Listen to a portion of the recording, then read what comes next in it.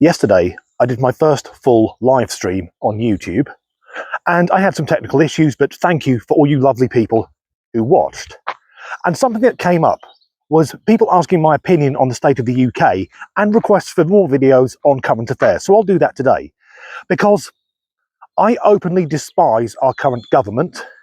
In my opinion, we knew that Labour were going to be bad, but not this bad. And again, only in my opinion, our Prime Minister, two-tier, no idea, never hear, free gear Keir, I think he's the worst Prime Minister in living memory, if not of all time. And it's not just me that thinks this, because the famous Scouse comedian Alexei Sayle, who was raised by parents in the British Communist Party, a man for whom most of his career has been Marxist comedy, he is openly slagging off the government. When the communists are criticising the Labour Party, things must be fucking bad. But maybe I'm being too harsh. It's not Starmer's fault that he sounds like a Dalek with severe learning disabilities, and we should judge a man on the company he keeps. And with that in mind, I found this clip of an old campaigning video. I'm here in Keynsham with Dan Norris, Labour's candidate to be the West of England Mayor. The choice in these elections couldn't be clearer. The Conservative Metro Mayor who's been invisible and failed to secure investment in the area, or Labour's Dan Norris. Dan will be a strong voice for the West of England, the voice they deserve. He'll invest in creating green jobs of tomorrow. He'll support farmers and local businesses. And he'll drive forward connectivity for the region, from buses to broadband. Vote for Dan Norris to be the West of England Mayor. Vote for Marvin Rees to continue his work delivering for people as Bristol Mayor. Vote Labour. Yes, Dan Norris. He was the candidate to be the Mayor of the West of England, and he defeated the Conservative Jacob Rees-Mogg. If you don't know Jacob Rees-Mogg, he's a man who looks like Mirror, or if you're watching a horror film, when the light comes on in the attic window, it's someone like Jacob who'll be staring out at you. So well done, Dan Norris, and well done, Sir Keir Starmer, for being such an excellent judge of character. So, what I'm about to say, I want to be clear, in no way am I making light of the alleged events. I am making light of the poor judgment of our Prime Minister, because there is a bit of an issue with Dan Norris. This weekend, he was arrested for misconduct in a public office, child abduction and rape. Well done, Keir, that's your man.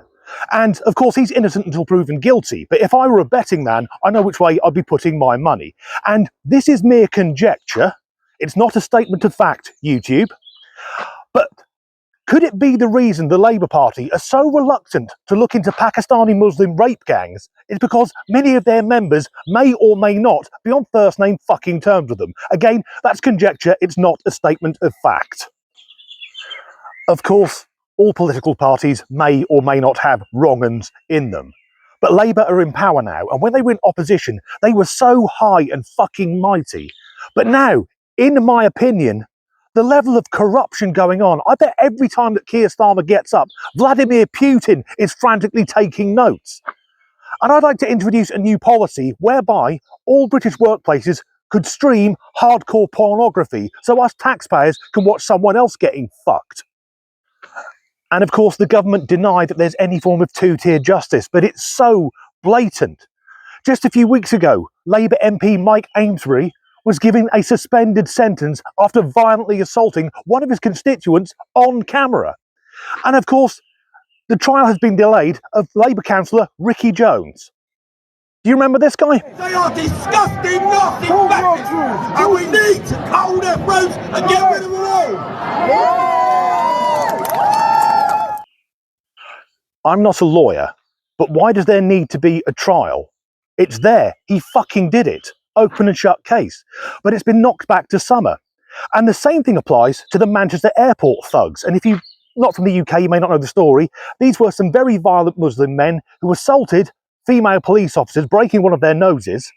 And then, when some other coppers turned up and kicked the shit out of them, their lawyer, who has since been detained under counter-terrorism measures, tried to get the police charged with attempted murder. Why are these trials taking place in summer?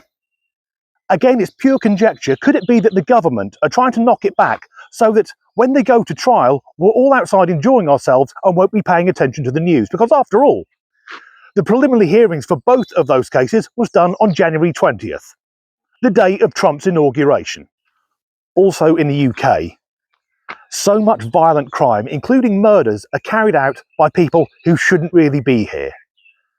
Illegal immigrants, asylum seekers, or those who've been given the right to remain, and maybe their offspring turn into violent thugs.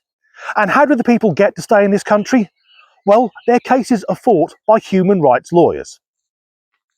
Guess what Keir Starmer used to do for a living? And I started this video talking about a Labour MP who was accused of being a paedophile. In recent years, I'd say the most high-profile paedophile was Jimmy Savile. The CPS had a case against him. They could have prosecuted him, but they dropped it. Again, guess who was head of the Crown Prosecution Service at the time it was dropped? Yes, fucking Starmer. And I apologise that this video has been very low on jokes. But the government is so fucking tone deaf. Rachel Thieves, the Chancellor, who very recently happily raised taxes and cut benefits for the disabled, then took free tickets to go and see Sabrina Carpenter. Read the fucking room. If you want to go to a concert, buy your own sodding tickets. Still, taking backhanders and free stuff seems to be an integral part of the current government. But that's still a better look than that clip we saw earlier, with the then leader of the opposition going, vote for this guy. As it transpires, he may well be a kiddie fiddler. And the other guy, Marvin Rees, he was recently made a lord. And even the Labour Party aren't sure what to make of that, because one tweet from a Labour councillor read, and I quote, "What the fuck?" Well, that was depressing. If you enjoyed this video, and fuck knows why you would have done, please like and subscribe if you haven't already. If you could leave a comment or a like rating, that helps the algorithm. If you'd like to support me making these videos, there's a link in the description to buy me a coffee, and thanks so much to everyone who has done that. And as ever, thanks for watching. Yesterday, I did my full fucking 3 seconds in. Fuck's sake. But maybe I'm being too harsh on Sir Keir Starmer. He is a knight after all. It's not his fault that he sounds the way that he does, although I swear, if you played his speeches backwards, I wouldn't be surprised if the furniture started floating. Tickets to see Sabrina Carpenter. Read the fucking room. Imagine going to a concert and being sat next to Rachel Reeves. She'd be nicking the change out of your fucking pockets. Still, that's a better look than... oh, fuck it.